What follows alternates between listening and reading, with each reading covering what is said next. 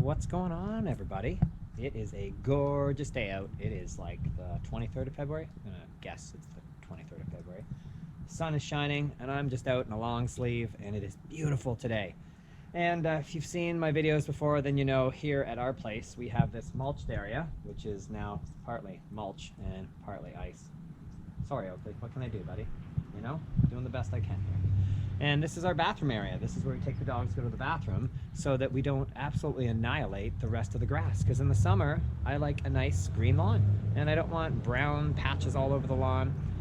So we do our best to make sure the dogs pee over here before we let them in the backyard. But this time of year, okay buddy, you can go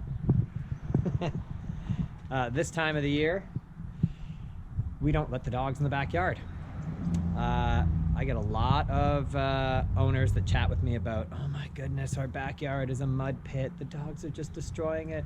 I let my dog out, he runs around, and now look at the yard. There's mud patches everywhere and all the grass is dug up. So that's why this time of year, we'll do more walks. So we'll do several walks a day with the dogs just so that we can keep the yard from getting absolutely destroyed. Because last year I put a lot of work into getting this yard nice and green again. And this year I'm hoping that when spring comes and things dry out a bit more, we can go ahead and use the yard. So let me take you on a little tour and show you the state of my yard right now. We've already let the dogs out a little too early into this thaw and the ground wasn't quite hard enough. So let's take a look at what already has happened. Okay, I don't know how easy it is to see, but like, oh my goodness, we got some serious like divots and dents in the yard.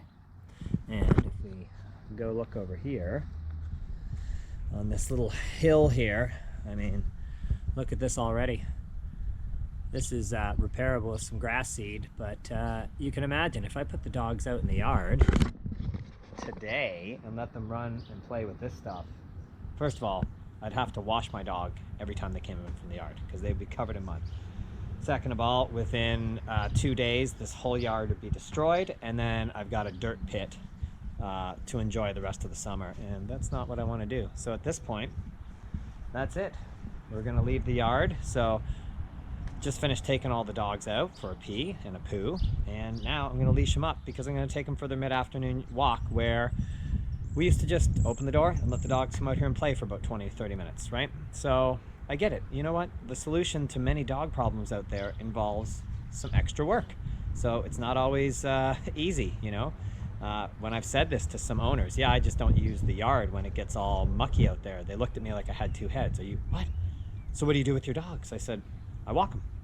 I take them for 2 or 3 walks that day. Like, even if they're just shorter walks, take your dog for 3 20-minute walks. Better than letting them annihilate your yard, I suppose. But hey, to each their own. So that's my take on the backyard. And on top of that, I'm always out here in the backyard with the dogs, right? A lot of problems that owners talk to me about. Oh, he's digging in the yard, or my dog's barking in the yard. A lot of these things, I say, well, what do you do when they're digging? Well, he's out in the yard, I just see him. Well, you should be out in the yard then, right? Like, just because it's your backyard doesn't necessarily mean your dog should be out here unsupervised. A lot of dogs may just come out in the yard, lay around, chew on a bone, and relax. Great. But if you have a dog that's doing unwanted behaviors in your backyard, that also might be a good idea for you to be out in the backyard supervising your dogs. You can teach them right from wrong. You can teach them what you would like in the backyard and what behaviors are unacceptable. All right, well, that's enough pining over my sloppy, somewhat muddy and soggy backyard. One of two things is going to happen shortly. This is going to dry out and be usable again, or it's going to turn cold and snow again and freeze, and then we can use it again either way. So it's really just that kind of month in the spring where things get sort of mucky out here that we don't use the yard. But then as soon as things dry out, we have a nice lush green yard again. So that's my take on what happens when the yard gets mucky and whether you should put your dogs out here. Hey, do what you like, but if you'd like to save your yard, it might be a good idea to make the yard off limits for a little bit when it's mucky, and then when it dries up, back to it. All right, see you later.